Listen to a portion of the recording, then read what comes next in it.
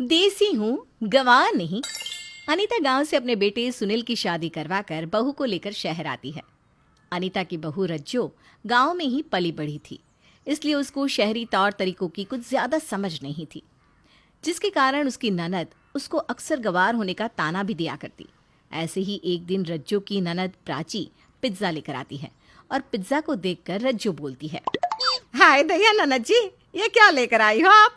हम तो घर पर सबके लिए खाना बनाने वाले थे और आप ये क्या ले आई? आज ना हम मटर पनीर बनाने वाले थे। भाभी, मटर पनीर ना आम बात है। आप तो ऐसे बोल रही हो जैसे इटालियन खाना बनाने जा रही थी आप। और ये मैं कुछ ऐसा वैसा उठाकर नहीं लाई, पिज्जा है ये। पिज्जा? इसको पीते हैं क्या? अरे पीने से पेट थोड़ी ना भरता है। वैसे आपने अच्छा किया, कुछ पीने का भी ले आई। अब हम जाकर ना मटर पनीर बना देते हैं। अरे भाभी, पिज्जा पीने की चीज़ नहीं है बल्कि खाने की चीज़ होती है। ये बहुत ही टेस्टी होता है। मुझे तो ये बनाना भी नहीं आता, वरना मैं तो घर पर ही बना देती। दुकान पर तो कितने पैसे लगते हैं इसके, पर आपको कौन समझाए। अच्छा, तो ये इतना महंगा आवता है कि आपको पैसों के बारे में सोचना पड़ गया। अरे कोई भी चीज़ ना बनानी इतनी मुश्किल नहीं होती, इसको तो घर पर भी बनाया जा सकता है। हाँ भाभी, आप ना गवार हो, आपको पिज्ज़ा की इंग्रेडिएंट्स भी पता नहीं होंगे और आप बोल रही हो कि इसको घर पर बनाना आसान है। ननद भाभी दोनों की तीखी नोकझोंक हो ही रही थी कि तभी वहां पर रज्जू की सास अनीता आती है और पिज्ज़ा को देखकर अनीता कहती है, अरे आज तो लग रहा है घर में पिज्ज़ा पार्टी हो रही है।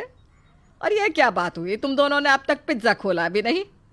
अब क्या देख रही हो? इसे देखकर ही अपना पेट भरोगी क्या तुम दोनों? माँ, मेरी तो भूख के मारे जान निकल रही है। पर ये भाभी है, गवारों वाले उसके सवाल खत्म हो तब ना। इनकी वजह से मैंने अब तक पिज्ज़ा खाना शुरू भी नहीं किया।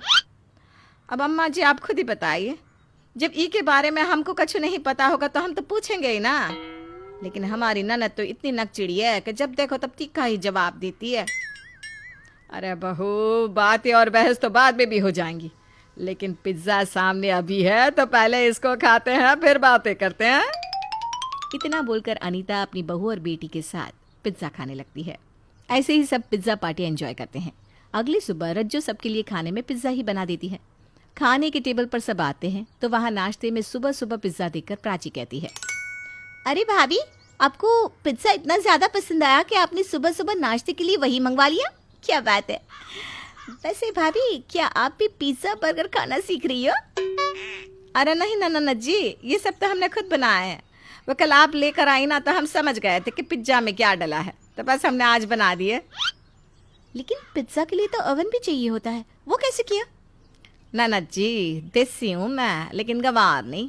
अब जो बात बात पर गंवार गंवार बोलती रहती हो ना, आपसे ज्यादा दिमाग वाले होते हैं हम देसी लोग।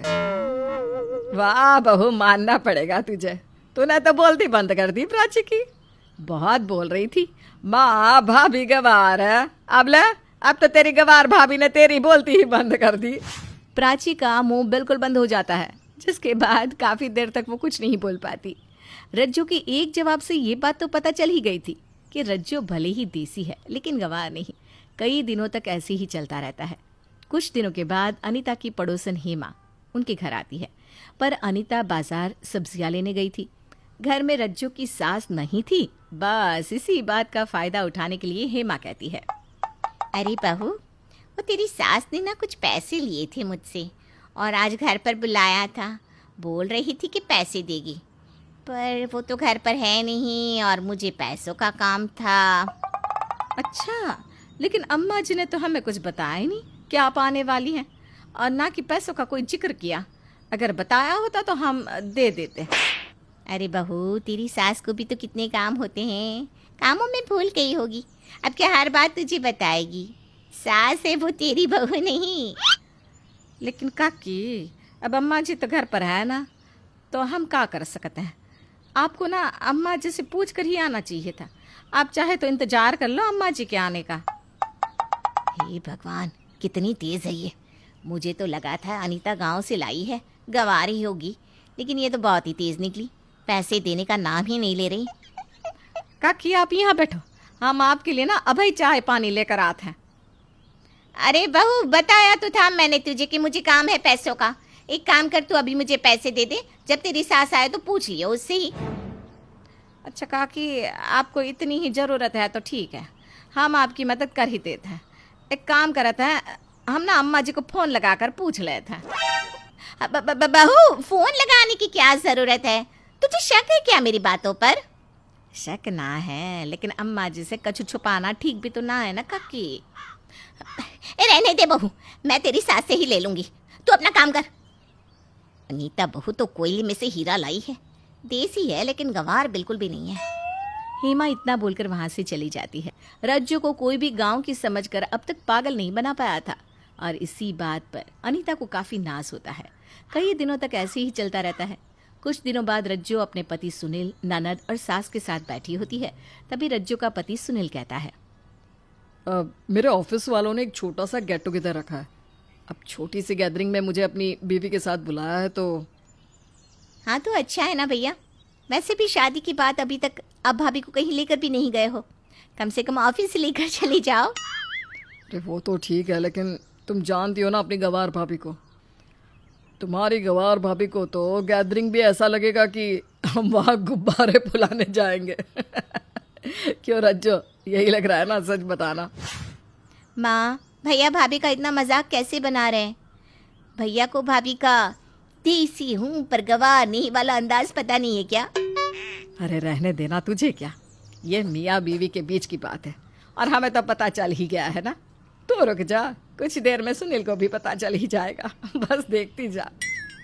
अरे क्या हुआ रज्जो, कुछ बोलो भी, बड़ी शांत शांत बैठी हो तुम तो। अब हम कहाँ बोले, आप तो खुद ही सोच लिए हो कि हम गंवार हैं। भले ही आपको ऑफिस में लताड़ा जाता हो, लेकिन आप घर पर तो महाराजा बनकर ही रहना है ना। अरे वाह भाभी, आपने तो भैया की पोल ही खोल दी। भैया अब आप बोलो। तुम क्या बोल रही हो रज्जो? मुझे क्यों ऑफिस वाले लताड़ेंगे? मैं वहां पर काम करता हूँ, ना कि वहां पर मजदूरी करने जाता हूँ। लेकिन मजदूर की तरह ही तो काम करती हो, इतना टाइम ऑफिस को देते हो, पर पगार भी कोई इतना अच्छा सा ना है, साथ में समय पर भी घर नहीं लौटते और हमको बोल रहे हैं कि हम गंवार हैं। अरे इससे ज़्यादा पैसे तो हम गांव की खेती में कमा लेते थे। लो, आप सुनील को भी अकल आ ही गई होगी। मानना पड़ेगा मेरी देसी बहू को, सबका मुंह बंद करवाना काफी अच्छे से आता है। क्या सुनील, कुछ बोलना है क्या अब तुझे? नहीं माँ, मेरा शांत रहना ही बेहतर है। सुनील की बातें सुनकर सभी हंसने लगते हैं।